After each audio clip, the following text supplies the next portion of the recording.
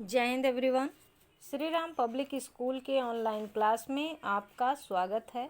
मैं साधना द्विवेदी।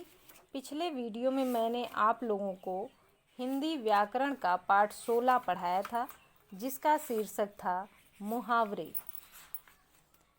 जिसमें मैंने आप लोगों को बताया था कि मुहावरे क्या होते हैं या मुहावरे किसे कहते हैं। मुहावरे जो होते हैं वो एक वाक्य का अंश होते हैं, यानी वे वाक्यांश जो अपने साधारण अर्थ को छोड़कर विशेष अर्थ प्रकट करते हैं वे मुहावरे कहलाते हैं। और इनका प्रभाव जो होता है, इनका जो प्रयोग होता है वो स्वतंत्र रूप से किया जाता है। इनका जो प्रयोग होता है वो स्वतंत्र रूप से नहीं किया जाता। इन्हें जो है वो वाक्य का अंग बनाकर प्रयोग किया जाता है।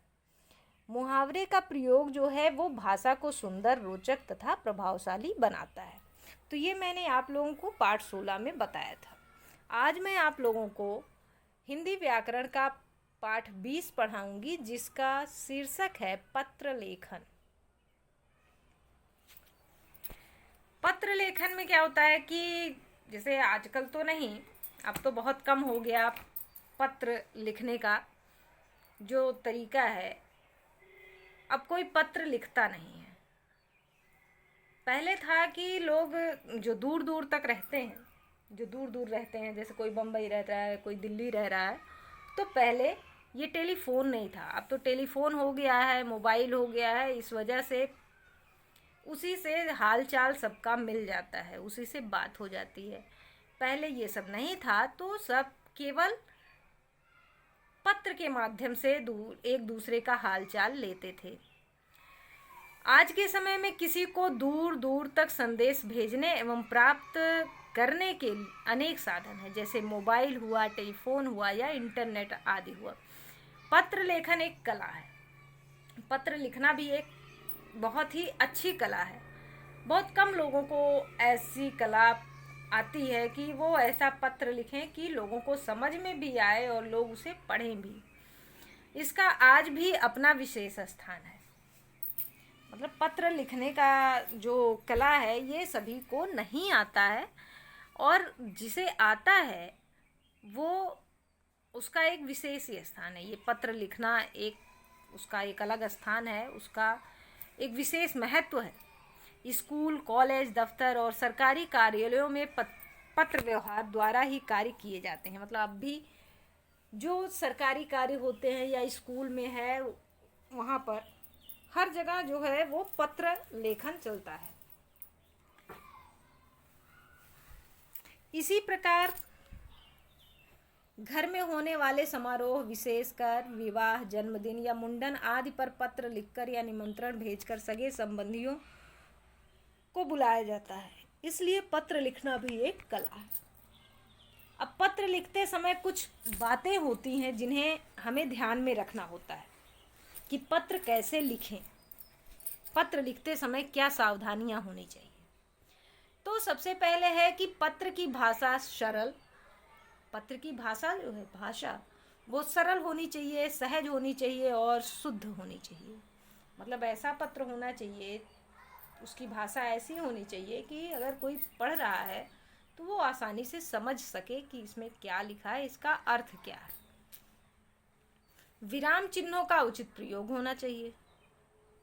विराम चिन्ह जो हैं उनका सही से प्रयोग किया जाए तो ठीक है, वरना अर्थ का अनर्थ हो सकता है।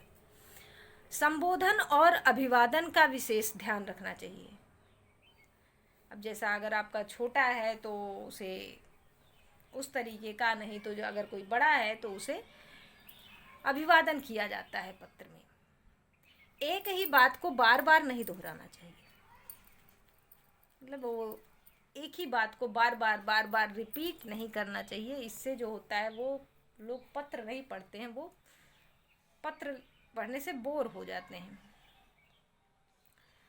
अब प्रार्थना पत्र एवं पत्र में संबोधन, अभिवादन तथा निवेदन लिखने की विधि। अब आपको ये बताया जाएगा कि प्रार्थना पत्र में कैसे और पत्र में कैसे संबोधन तथा अभिवादन या निवेदन लिखा जाता है। अब देखिए, कार्यालय पत्र संबंधी तालिका। कार्यालय पत्र संबंधी में क्या किया जाता है? आदरणीय, माननीय, मान्यवर। जैसे प्रधानाचार्य है, आदरणीय प्रधानाचार्य या माननीय प्रधानाचार्य या मान्यवर प्रधानाचार्य, तो ऐसे होते हैं संबोधन। अगर प्रधानाचार्य है, मतलब कोई स्त्री प्रधानाचार्य है, तो आदरणीय, माननीय या प्रधानाचार्य, मतलब प्रधानाचार्य तो रहेगा ही, आदरणीय प्रधानाचार्य या माननीय प्रधानाचार्य। फिर निवेदन में क्या होगा? आपका आज्ञाकारी शिष्य, आपकी या तो अगर लड़की लिखेगी तो आपकी आज्ञाकारिणी शिष्या। फिर कक्षा, वर्ग, फिर अनुक्रमांक, यानी जो भी आपका कक्षा यानी कि जिस क्लास में पढ़ते हैं, वर्ग यानी जो सेक्शन है, और अनुक्रमांक यानी जो आपका रोल नंबर है। अब देखिए, रिश्तेदार या सगे संबंधियों को लिखे पत्र में संबोधन, अभिवादन तथा निवेदन लिखने की विधि। जैसे अगर हमें किसी रिश्तेदार को पत्र लिखना है या सगे संबंधी को पत्र लिखना है, तो हम उसमें कैसे संबोधन करेंगे? आदरणीय, पूजनीय माताजी, पिताजी, दादाजी, दादी जी। अगर कोई बड़ा है तो ऐसा लिखेंगे। और अभिवादन में सादर चरण स्पर्श, प्रणाम या नमस्कार। और निवेदन में आपका बेटा, आपकी बेटी, तुम्हारा भैया, तुम्हारी दीदी, जो भी है। अब सेकंड में मतलब उस अगर छोटा कोई है तो प्रिय भ्राता, मित्र, प्रिय मित्र या प्रिय सखी, और नमस्कार बोलेंगे उसको। उसमें तुम्हारा अभिन्न मित्र या तुम्हारी दीदी, अगर बहन को लिख रहे हो तो तुम्हारी दीदी, बहन को ही लिख रही है तो अगर तुम्हारी दीदी, अगर भैया है तुम्हारा भैया, सहेली है तुम्हारी सखी, ऐसा उसमें निवेदन होगा। अब देखिए प्रार्थना पत्र। सबसे पहले यहाँ पे प्रार्थना पत्र एक लिखा हुआ है, उसमें बताया गया है कैसे आपको क्या करना है। सबसे पहला है, आवश्यक काम के कारण अवकाश लेने के लिए प्रधानाचार्य को प्रार्थना पत्र, अवकाश हेतु प्रधानाचार्य को प्रार्थना पत्र। अब यहाँ पे देखिए, ये दिल्ली का है, कोई दिल्ली का बच्चा है जो लिखा हुआ है, तो वो है डी, मतलब वो अपने उसका लिखा है डी 205, विवेक नगर, दिल्ली, दिनांक कितना, आवश्यक काम के लिए अवकाश हेतु। प्रधानाचार्य जी, केंद्रीय विद्यालय, जामनगर, दिल्ली, महोदय, सविनय निवेदन है कि आज मुझे घर पर एक आवश्यक काम है, इसलिए मैं विद्यालय में उपस्थित नहीं हो सकता। कृपा करके केवल एक दिन का अवकाश प्रदान कीजिए। मैं आपका अति आभारी रहूँगा। धन्यवाद। आपका आज्ञाकारी शिष्य आनंद उपाध्याय, कक्षा 5वीं, वर्ग आ।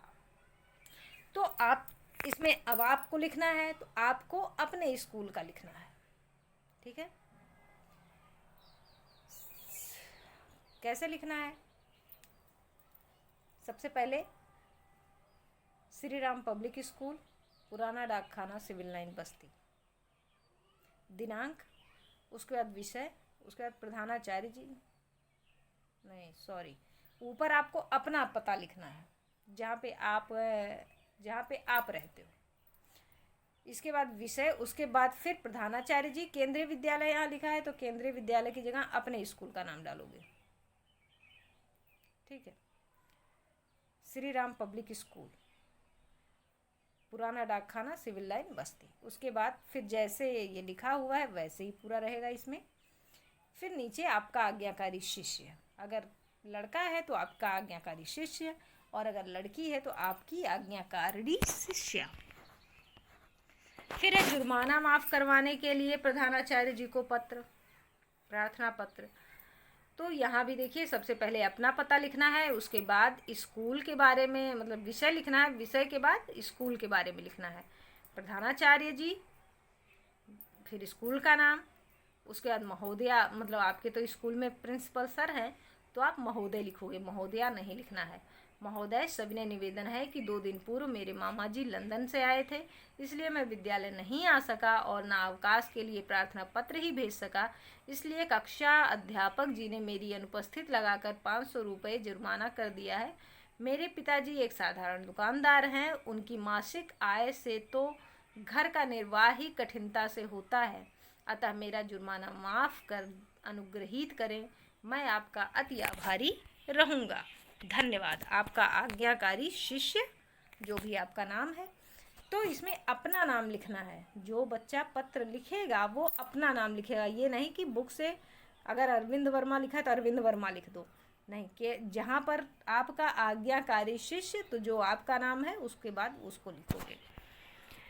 ये तो आपका दूसरा पत्र था। तीसरा पत्र है वर्ग बदलने के लिए प्रधानाचार्य को प्रार्थना पत्र। यानी आपको अगर सेक्शन चेंज कराना है तो उसके लिए कैसे आप प्रार्थना पत्र लिखोगे। डी मतलब यहाँ पे अपना, सबसे पहले अपना पता, अपना एड्रेस, सबसे पहले अपना एड्रेस लिखना है, फिर विषय लिखना है, उसके बाद स्कूल का लिखना है कि प्रधानाचार्य जी जिस स्कूल के मतलब है, प्रधानाचार्य जी श्री राम पब्लिक स्कूल, पुराना डाकखाना सिविल लाइन बस्ती महोदय, सविनय निवेदन यह है कि मैं आपके विद्यालय में 5वीं कक्षा के आ वर्ग में पढ़ता हूँ। मेरे क्षेत्र के 5वीं कक्षा के सभी विद्यार्थी बा वर्ग में पढ़ते हैं। मुझे गृह कार्य में सहायता लेने में बहुत कठिनाई होती है, इसलिए मुझे बी वर्ग में स्थानांतरित कर दीजिए। धन्यवाद। आपका विनीत शिष्य सौरभ मिश्रा। तो आप लिखोगे आपका विनीत शिष्य, अब या फिर विनीत लिखिए या फिर आज्ञाकारी लिखिए। तो उसके बाद अपना नाम, उसके बाद कक्षा, और फिर आपका नेक्स्ट है पत्र लेखन। अब देखिए, ये तो था आपका स्कूल में देने के लिए प्रार्थना पत्र, स्कूल से संबंधित था। अब आपको जो पत्र लिखना है वो सगे संबंधियों को कैसे पत्र लिखते हैं ये बताया रहा है। जन्म दिवस पर मामा जी द्वारा भेजे गए उपहार के लिए उनको धन्यवाद पत्र। अब धन्यवाद पत्र कैसे लिखेंगे। सबसे पहले अपना पता, कीर्तिनगर नई दिल्ली, दिनांक कितना, पूज्य मामा जी सादर प्रणाम। समाचार यह है कि कल मेरा जन्मदिवस था। इस अवसर पर अन्य संबंधियों के उपहार भी आए हैं, किंतु आपके द्वारा भेजा हुआ उपहार घड़ी मुझे बहुत पसंद है। मामा जी, आपने मेरा मनचाहा उपहार भेजकर सदा सदा के लिए मुझे अपना बना लिया है। मैं आपको इस उपहार के लिए हार्दिक धन्यवाद देता हूँ। मामा जी को प्रणाम कहना। आपका भांजा अशोक। मतलब जो भी आप मामा को लिखोगे तो भांजा ही रहेगा, और उसके बाद अपना नाम। फिर उत्तीर्ण होने पर पिताजी को पत्र, यानी बच्चा जो है वो कहीं बाहर रहता है, बाहर रह के पढ़ रहा है और उसमें वो पास हो गया है, और पास होने के बाद अपने पापा के पास उसको पत्र लिखना है। फिर अपना मतलब जहाँ भी आप रहते हो वहाँ का पता, डेट, उसके बाद पूज्य पिताजी सादर प्रणाम। आपको यह समाचार पढ़कर अपार हर्ष होगा कि मेरी वार्षिक परीक्षा का परिणाम कल यानी 10/5/2020 को घोषित हुआ है। मैं 96% अंक प्राप्त कर 6ठी कक्षा में उत्तीर्ण हो गया हूँ तथा मैंने अपने स्कूल में पहला स्थान प्राप्त किया है। मेरी यह सफलता आपके आशीर्वाद का ही फल है। रंजना वर्मा तथा वसुधा शुक्ला भी पास हो गई हैं। इन्होंने भी अपनी अपनी कक्षा में प्रथम स्थान प्राप्त किया है। आपका सुपुत्र गौरव त्रिपाठी। तो ऐसे आपको पत्र लिखना है। उत्तीर्ण होने पर मित्र को बधाई पत्र। आपका कोई मित्र पास हुआ है तो आपको अगर पता चल रहा है तो उसे किस तरीके से आप बधाई पत्र लिखोगे, इस पत्र में ये बताया गया है। तो यहाँ पे सबसे पहले अपना पता, फिर सुधांशु जी नमस्कार, या प्रिय मित्र सुधांशु नमस्कार, ऐसे आप संबोधित करोगे। प्रिय मित्र सुधांशु नमस्कार, कल आपका पत्र मिला। यह समाचार पढ़ अपार हर्ष हुआ कि आपने 8वीं श्रेणी में 95% अंक लेकर केवल सफलता ही प्राप्त नहीं की, अपितु प्रथम स्थान भी प्राप्त कर पिछले सब रिकॉर्ड तोड़ दिए हैं। मैं आपकी अभूतपूर्व सफलता पर आपको हार्दिक बधाई देता हूँ तथा यह कामना करता हूँ कि आप अपने भावी जीवन में इसी प्रकार सफलता प्राप्त करते जाएं। आंटी जी और अंकल जी को मेरी ओर से सादर प्रणाम कहना। आपका प्यारा मित्र देवेंद्र। तो आपको ऐसे ही पत्र लिखने हैं, ठीक है। तो इसमें से आपको एक पत्र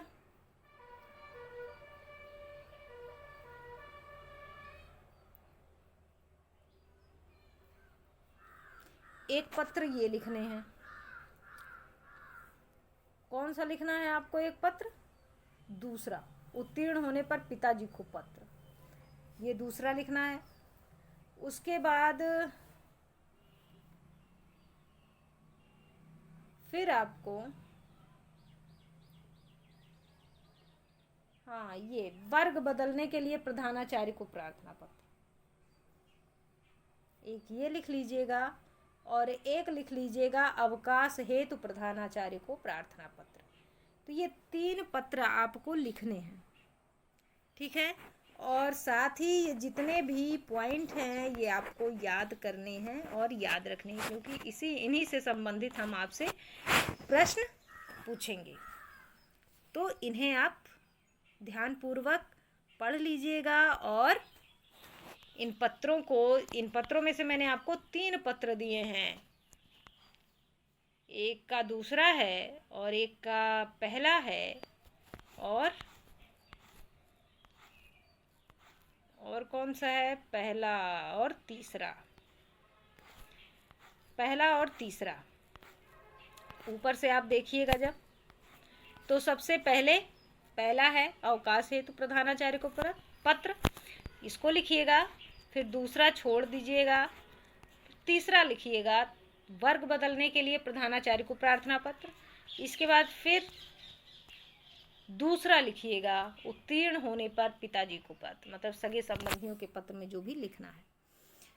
तो ये तीनों पत्र आप अपनी उत्तर पुस्तिका में लिख लीजिएगा और इसको ठीक से ध्यान से देख के लिखिएगा, कोई गलती नहीं होनी चाहिए। सबसे पहले अपना एड्रेस, उसके बाद फिर स्कूल का एड्रेस, स्कूल का नाम, प्रधानाचार्य जो भी हैं सबके बारे में लिखना है। फिर उसके बाद अंदर संबोधन लिखना है, संबोधन करने के बाद फिर लिखना है।